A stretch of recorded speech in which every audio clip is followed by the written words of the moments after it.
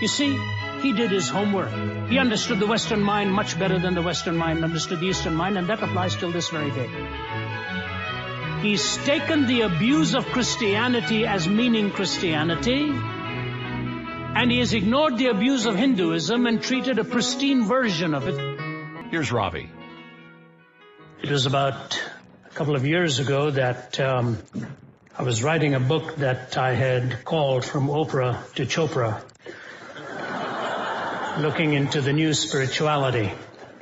And when a publisher found out I was working on it, they contacted me and asked me if I would consider doing it with them, except they were unimpressed with the title. They wanted to give it a new title, and we went through this quite a while and went through a tremendous amount of research. I spent hundreds, if not thousands of hours studying and getting ready for it. And they came up with the title on the basis of some talks I was giving, and they called it Why Jesus Rediscovering His Truth in an Age of Mass-Marketed Spirituality. And I worked on it for a long time, and I go overseas to do my writing because I write at odd hours and I cannot be disturbed in any way. So I get up about 4 in the morning and write till about 11 o'clock in the morning, and after that my worldview changes and I just have to wait for the rest next day. So when I'd finished it, about 70,000 words, I phoned Margie at home in Atlanta and I said, it's done. We're at the 70,000 word mark. Since she does all my editing, I had not realized when I promised her she would have the last word on everything, it included my books as well. And so she said, but Ravi, it's supposed to be 100,000 words, not 70,000. I said, what? She said, yeah, I remember the contract. It was 100,000 words. I had to extend my stay by a week, write out another 30,000 words, which was okay to do because there's a lot to say.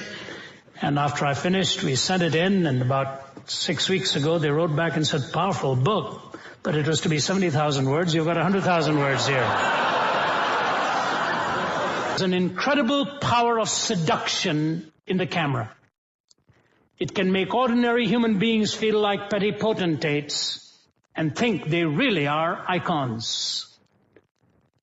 And if you read even the journey of Oprah Winfrey, from being this young teenager who always signed her name in books in high school and all with the name of Jesus in it, to ultimately become the kind of person that she was actually viewing herself in almost a semi-transcendent way.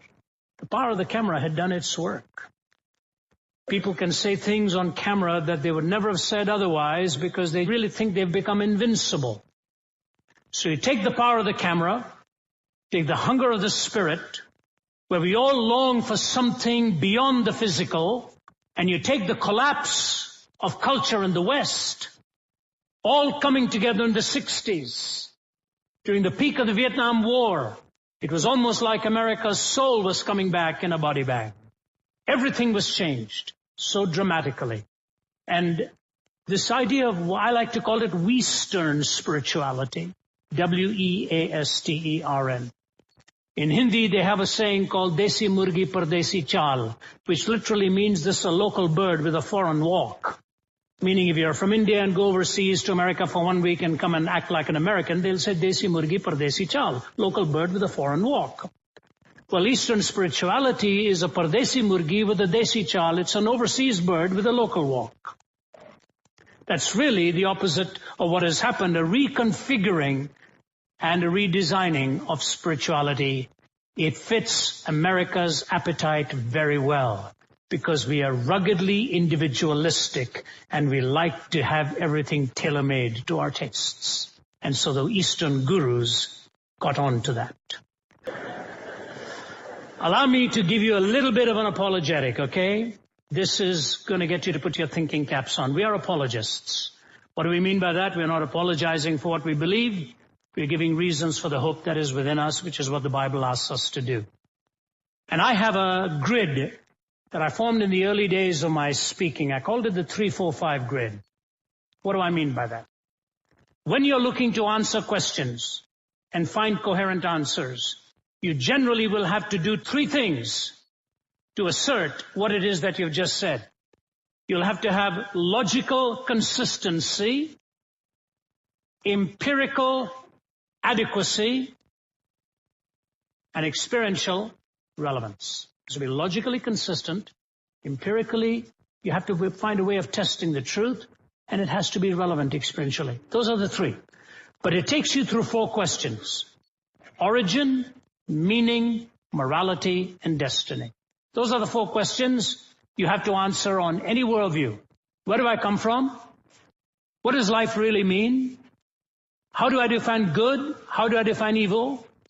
And what happens to a person when he or she dies? Is death the end? Or spirituality? Let me take you through a little bit of a journey.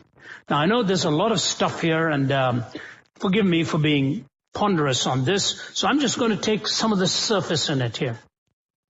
3 names from Eastern philosophy that changed America. The first of them was called Swami Vivekananda. And Swami Vivekananda was a brilliant Indian philosopher. He arrived at the Conference on the Parliament of World Religions in Chicago in 1893.